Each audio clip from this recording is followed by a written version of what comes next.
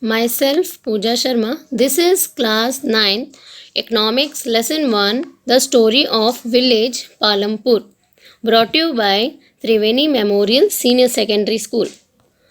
So, in this chapter, we will talk about Palampur village. That is a imaginary village. That Palampur is well connected with neighboring villages and towns, and all weather roads connect the village to Raiganj. Many means of transport are visible on the village road, starting from bull carts, tangas, buggies to motor vehicles. Most of the houses in the villages have electric connection. Palampur has two primary school and one high school. There is a primary health center run by the government and one private dispensary where the sick people are treated. There is a very well developed system of irrigation. Electricity powers all the tube wells in the field and is used in various types of small business. So we can see in this village all the facility are available. In that 80 upper caste families are there. They are owning majority of land. SC comprise of one third of the population there, and agriculture income is the common source of livelihood of this village. Other activities also there, like small scale in manufacturing, transport, shopkeeping. So these types of works also done in this imaginary village. So first we know the meaning of production. Creation of goods and services for the satisfaction of human wants is called production. Okay, so it is an activity that involves production of a good or service that a person needs. That is production. So, like land, labor, physical capital, human capital, all are the factors of the production. So, the factors which affect production on goods and services are land, labor, physical capital, and human capital. So, now factors. If we want to do any production or any work, that time we need four factors, that is land, labor, physical capital, and human capital. So, land. This refers to land and other natural resources like water, forest, minerals, and land. Second is labor. This means the people uh, who do work. A worker provides the labor necessary for production. So it is a basic natural resource required as an input in an production activity. It is fixed in nature. Okay, so if we have a land, that time land can't work itself, so it need human being or labor who will do work on that land. So labor also required for any production. Third thing is physical capital. This refers to the variety of inputs required at different stages of production, like the tools, machines, raw materials, and money in hand used during the production are physical capital. Fourth is human capital. This refers to knowledge and enterprise to be able to put together land, labor, and physical capital and produce an output either for own use or to sell in the market. So physical capital and physical capital is can be divided in a two parts, that is fixed capital and working capital. So fixed capital, what is mean by fixed capital? That tools, machines, building, etc. are used over many years in the production process. These are called fixed capital. Okay, physical capital or working capital. Working capital are like raw materials and money in hand are called working capital. Like tools, machines, and buildings are used up in production. Okay, so this is physical capital. Now, land is fixed. The land is a fixed thing. So, what they can do in the land? They can adopt different cropping pattern on the land because land can't raise or extract. In Palampur village, there are two cropping season. One is Kharif season, another one is Rabi season. Kharif season, it is identified with rainy season. Means what's the cultivation done in a rainy season? That season is called Kharif season. Okay, so that is the seeds are sown in rainy season and it is harvested and at the beginning of the winter season, that is Kharif season. So crop grow during these seasons are jowar, bajra. These are used as cattle fed also. Rabi season, it is identified with winter or dry season. That mean it is in that we are showing seeds in winter and harvested in summer season. So that is Rabi season. Wheat is important Rabi crop and in Palampur also. Sugarcane is grown on larger scale in Rabi season. So there are three types of cropping in Palampur village, that is single cropping. In this, one single crop is growing during a year on a given piece of land. I mean whatsoever the land are available to the farmer, they are growing one single crop throughout the year. That is single cropping. Double cropping, in this two crops are raised during a year on a given piece of land. Means two crops they can grow on a same land, that is double cropping. And multiple cropping, in this three or more crops are raised during a year on a given piece of land. So how it is possible that at the same land they can grow a single cropping, double cropping and a multiple cropping? That is because well developed irrigation system is there, regular electricity also supply, government and private tube wells for irrigation also available there, and use of modern farming method and surplus wheat production are there. So that's why they can do different cropping like single, double and multiple cropping. Next is farming method. What are the farming method in Palampur village? There are two. One is traditional farming method and second is modern farming method. So as the name shows, traditional farming method, in that we are using a traditional things. So first is traditional farming method.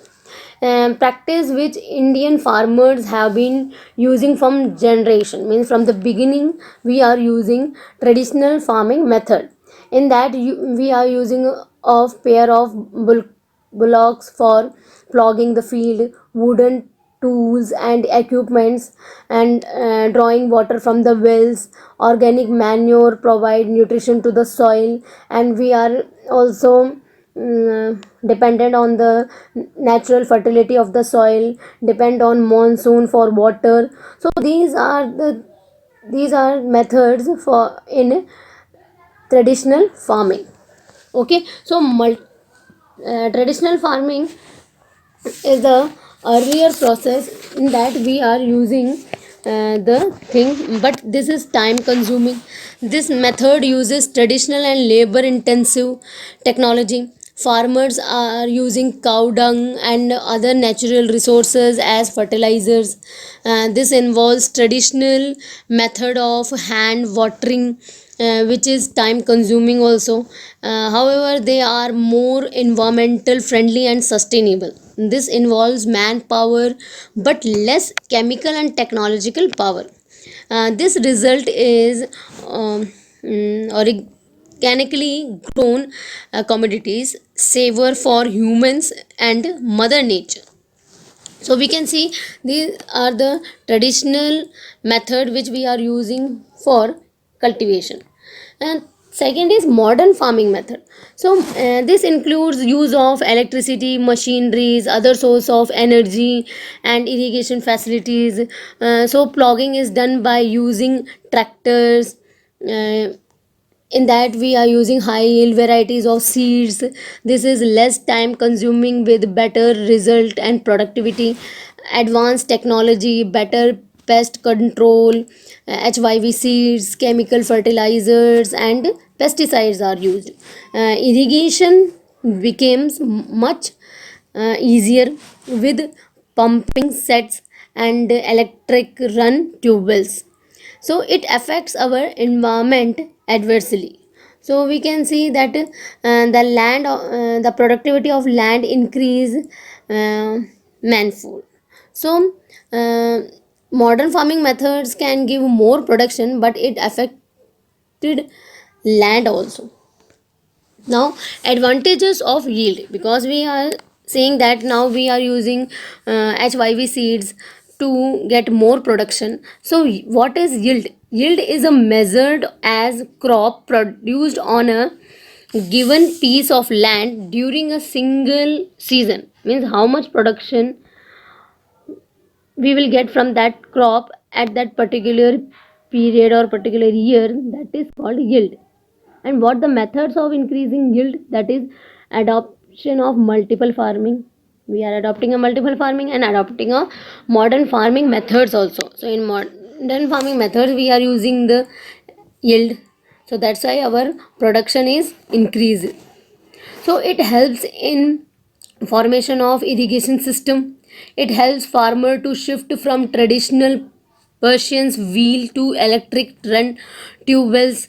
Electric run tube wells have more capacity than Persian's wheel, and it leads whole society from darkness to light. That earlier we can see that many areas are suffering from drought. That time they are not have any other choices or any other options to feed their families. But when green revolution came, that we are using the modern techniques, modern farming methods, so it will fulfill the demand of the people of food grains. Now will the land sustain? Now we can understood that how the Palampur villagers use modern farming method to increase the production, but that land is the same. If we are suppose you have you can eat two chapatis only, and if I give you four chapatis, then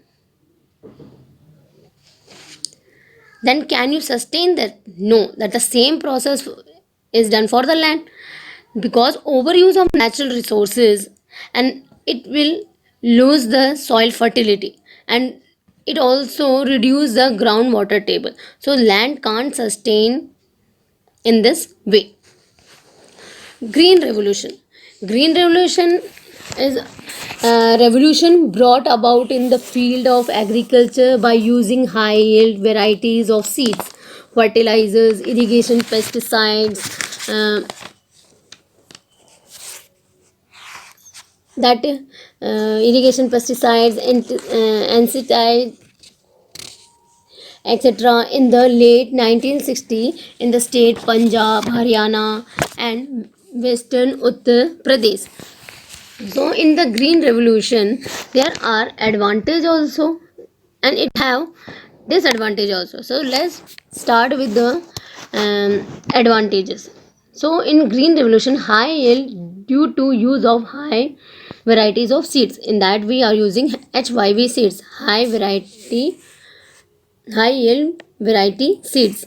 So, use of machines such as tractors, threshers have made ploughing and harvesting faster and easier. And higher yields also used in that, and use of pesticides and insecticides for protection of crops. A good irrigation system can enhance crop production. So if we are using all these things in that process, so we can get more productivity.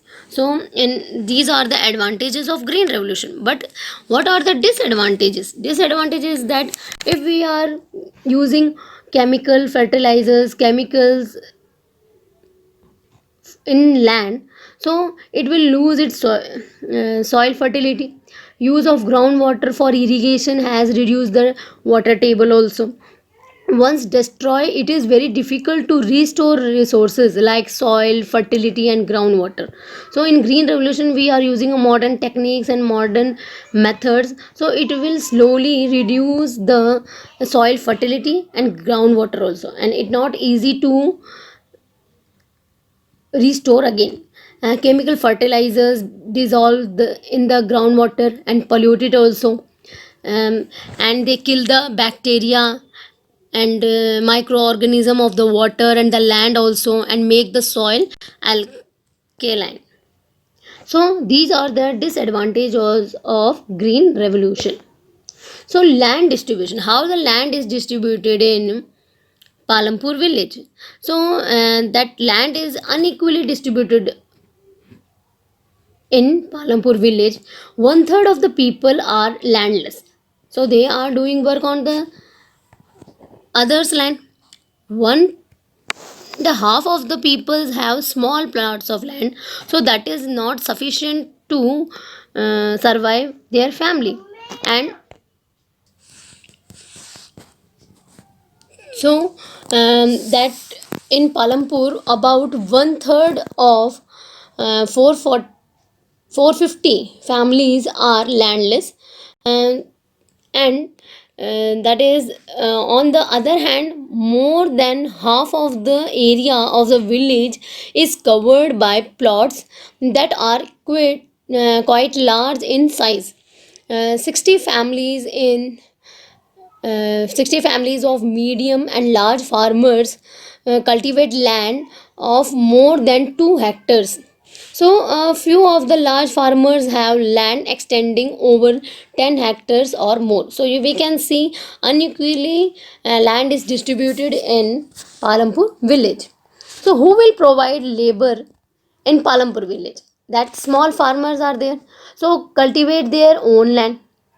So um, they are small farmers are there, so they have a small land, so they can cultivate it their small lands. And medium farmers are there, higher laborers wages in cash or kind, where varied duration of employment, less wages are given to them. And larger farmers are there, they are hiring laborers, wages in cash or kinds they are given, where varied duration of employment are there, and but they are giving less wages to them. But the small farmers have to arrange capital by borrowing. That modern farming methods require a great deal of capital, so that the farmers now need more money than before. So most small farmers have to borrow money to arrange even for the working capital. Since they borrow from large farmers or the village money lenders or the traders who charge high rate of interest from them, they are always in the debt trap, because they are not have a proper production on the land, so they every time debt in trap by taking loan from the money lenders and traders. Capital for farming, what kind of capitals they are taking? That the small farmers and the landless farmers are needed capitals, so they borrow money from the money lenders and traders. High rate of interest also taken by large and the medium farmers, and loan repayment is difficult to them. But the larger and the medium farmers, how they are able to give them money? as a loan to the small farmers, because they are saving their money, and that money they are lent to small farmers, and they are providing money to buy cattle, tractor, or set up shops also. So this is the process of capital for farming by small farmers and the large farmer in Palampur village. So we already discussed that in Palampur village they are not only depend on agriculture, in that they are doing non-farming activities also. So there are four non-farming activities are there in Palampur village. First is dairy farming, second small scale manufacturing, third shopkeepers, and fourth transports. So first is dairy. So in the dairy farming, in the dairy farming, it is a common activity in many families in of Palampur. People fed their cattle with grass, jowar, and bajra. Milk is sold in nearby village. It is sent to collection center for further transportation to cities. Second is small scale manufacturing. So second, the small scale manufacturing, people use very simple production method, and these activities are mostly done by family members, and these are carried out mostly at home with their family persons. So third is shopkeepers. People buy products from wholesale market in the city and sell in villages. Item includes like wheat, rice, sugar, oil, biscuit, soap, candles, etc. All the things are selling in their shop. Some open shops at bus stops to sell eatables. Uh, and fourth is transport activity, that is there are various means of transport in village Palampur, like rickshaw, tanga, jeep, tractor, trucks, etc. They carry people and goods. The number of people associated with this activity is continuously increasing, and they will get pay for their work. Self employment also in Palampur village, that there are various coaching institutes like computer centers. There are also stitching lesson centers are there. Various center train more and more people in non-farming activity. So our chapter is completed. I hope all the topic are understood. Thank you everyone.